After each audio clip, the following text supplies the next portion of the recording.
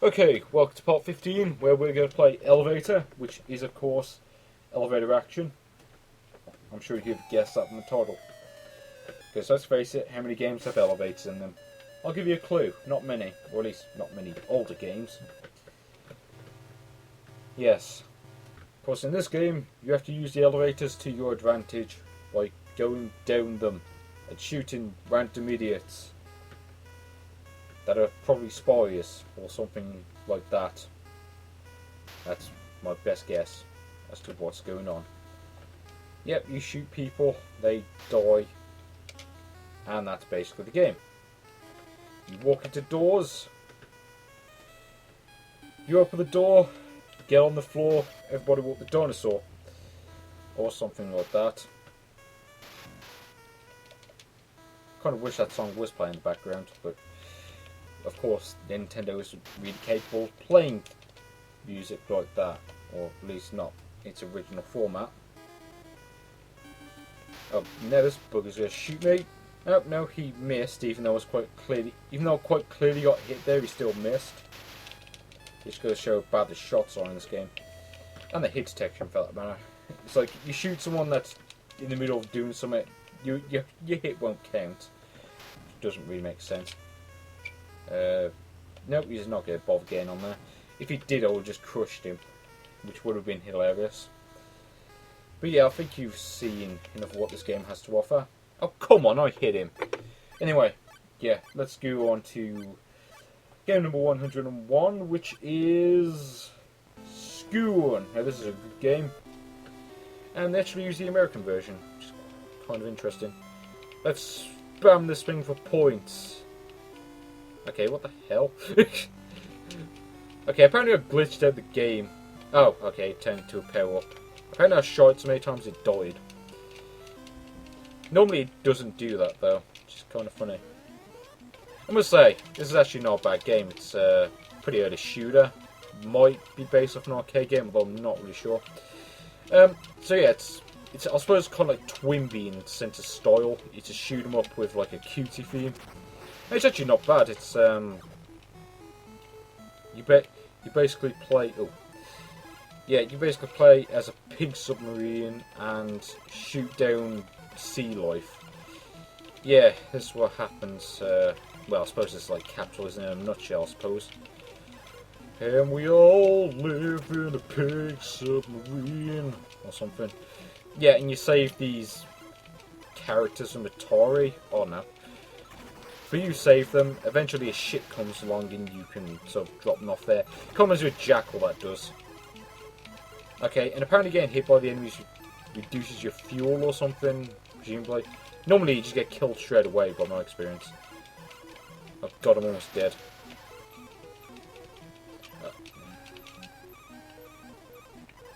Oh, I see. Apparently firing too often. Oh, and I ran out of fuel, wonderful. As soon as the boat got there as well. Oh well. Game number 42... No, sorry, game number 102, I've lost count, is no Slacom. What were they on when they came up with that name? No, it's obviously Slalom, isn't it? Yeah, it's Slalom. Yes, it's not Slacom, because that's stupid. Yes, in this game, you don't really slalom at any point. Basically, you ski down to the bottom of the hill. You don't really have to worry about passing through gates or anything like that. So, why they called it slalom, I don't really know. I mean, they might as well just call it skiing. It would have been a more accurate title. Made by Rare in 1986. It's actually not a bad game. It's can be a bit of an arse to actually get down the hill, though, without crashing. Especially in the later levels. I mean, now it's not so bad, because all you really got to worry about is the other skiers. And there's not many of them, but on the later levels, you have to worry about blue kids tobogganing in. Apparently they're frozen or something. Oh no. And yeah, they're actually pretty hard to dodge. I'm just doing... The reason I'm taking it slow on these hills is not to avoid crashes, it's just because you get more points that way. And yeah, you don't get many points compared to most games. You get like you can get like 99 points if you do really well. Wow, I actually crashed into a tree and it didn't... Well, it didn't crash me. That one did, but I've almost finished anyway, so it's not like it really matters. So yes, I win. Let's count up the score before we move on to the next game. Yep, wonderful. So yes, how many points did I get? 15 plus 37, which is... it's 52. 52 is the magic number, unless you're playing Action 52, in which case it's the number of hell. Anyway, Dragonfire is shit. I just know that from the title because I've played this game too many times to count. They love including this game on compilations for some odd reason. I don't know why. I know it's a small game, but it doesn't mean you should include it. I mean, the game sucks. Just hope they don't include Pyramid or something stupid like that. Probably curse myself by saying that now. Mind you, I could just look at the games list to see if it's on there, but meh. It's just more fun to not know what the games are coming up. At least in my opinion. And yeah, I can't be bothered with this because this game just sucks. Next game, when we get to it. See, this is the problem with this menu. It takes forever just to get to half the games. Tetris 2, which is of course the 1993 Tetris game. And yeah, I think you all know what this is. It's Tetris. We all know what Tetris is. If you don't know what Tetris is, why are you doing watching this video? I mean, yeah, that's pretty much all I have to say about this game. Just, if you don't know what Tetris is, what is wrong with you? That's basically my opinion in a nutshell. This week's Apprentice in a nutshell.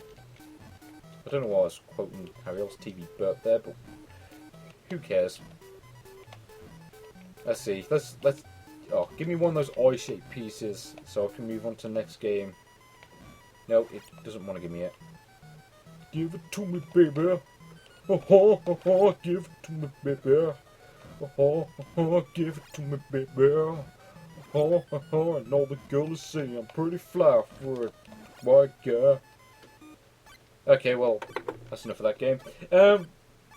Okay, what's the next game on our list? It is 1942. Yes, a game we should all be familiar with by now, because I've seen it so many times. Yep, it's a game with glitchy text for no apparent reason. R, A, I, play R. Yeah, wonderful. Yep, and the game is telling me to go up, although seeing as I can't go any other way, that's not really going to be much of a problem. Yes, and I got 4 points, and now I have 55 points. Yeah, I don't get it. If it's supposed to be some sort of joke, I don't get it. See, I had 85 points, now I just have 5, and now I have 22 points. I mean, I know it's like the zeros are missing, but still, it just looks stupid. Like the score just fluctuates randomly. It's like the stock exchange. Oh, whoop, whoop, whoop, whoop, whoop. I blew you up. Yep, I blow planes up and I reset the console. Because I can't be bothered. Might as well quit while I'm ahead, eh? Okay, lot. Let's go. By Takuma Shoten and Iram. Yes, let's go. Let's get 20,000 points. Yes, I will gladly do that. Now, this game I do know how to play. It looks very confusing because it is. But I do know how to play it. Now in this game, what you have to do is you have to get the balls into those bits that say 10 points, 30 points, 50 points. Every ball that goes into those sections gives you that many points. So yes, it's quite simple really. I mean, it looks confusing, but when you know how to play the game, it's really not much trouble at all. It's not a great game, but I kind of enjoy it in some sort of weird way. I don't know why. I just do. Okay, and the balls keep spawning in the same spot. Oh great, now that thing stopped working. Yep. Oh. Yeah. So yeah, you get the stuff into the 50 points because it earns you more points, obviously. And yes, I'm going to move on because I've already explained what the game's like. It's actually not that bad in my opinion, but it's a bit confusing when you first play it. Anyway, Fish War. Now this game is actually quite interesting because, as you might notice, this game is balloon fight. As in, it is balloon fight. Except they try to change it as much as possible. Except anyone who's familiar with balloon fight will still recognise it. I mean, I certainly did. And granted, balloon fight is probably one of my favourite Nintendo games, but still, I mean, that does kind of help. And yeah, basically they changed the graphics, which I wouldn't mind, but it's confusing because the platformers, you can barely see them, and a lot of them just seem to blend into the background, which is a problem that I have with this hack. They also changed the music completely. It sounds completely different to the one from Balloon Fight, the music from Balloon Fight, and the sound effects gone, which is a bit of a disappointment. And yeah, I think you get what this game is. It's basically Balloon Fight with different graphics and music. So, I mean, obviously, I'd say stick with the real Balloon Fight because you actually have. I just prefer the feel of the original of the proper Balloon Fight. Although, to be fair, these bonus stages are easier in this version because you can see where the fish are beforehand, which is always nice. So, I suppose if you want easier bonus stages, you might go with this.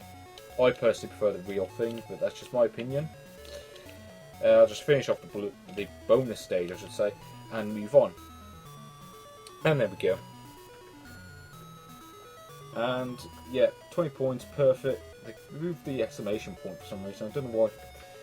And I could be wrong, but didn't get 20,000 bonus points for the super bonus in the original. Whatever, let's move on to the next game, which is Bomb Jack, or Mighty Bomb Jack, if you prefer, which is a platformer, and not a half bad one, to be fair. At least in my opinion. Some people will probably disagree with me. I mean, there's people on the internet who call this one of the worst games ever. I personally disagree with them. I personally prefer the original Bomb Jack, but this isn't bad. It's kind of like a very arcadey style platformer. I mean, and you can tell there's a lot of influence from the original Bomb Jack, which makes sense. And I must say, when you get used to this game, it actually doesn't play so badly. The problem with it, though, is it gets really difficult, like insanely difficult, towards the end of the game. Which is a problem with it. If it wasn't for that, it'd be a great game.